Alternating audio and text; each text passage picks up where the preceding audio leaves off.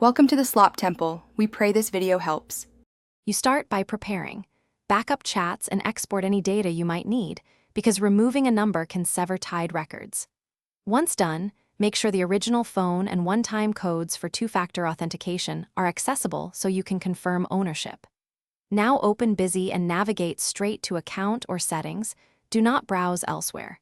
You will use the Account area to view linked numbers, devices, and verification options. This is the only place to begin safely and avoid lockout. You'll now verify identity. Choose SMS or Authenticator to receive a code and enter it promptly. Once verified, select the Change Number or Remove Number option. Busy often lists both. Choose Remove Number to fully unlink. Follow prompts to confirm you want deletion, and if presented, choose to keep or discard local data. After removal, make sure to revoke active sessions on other devices and remove saved numbers in connected services to prevent automatic relinking. This prevents residual access or confusion later.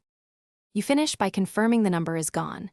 Return to Account and verify there is no linked phone entry, then log out and back in to test normal access without the number.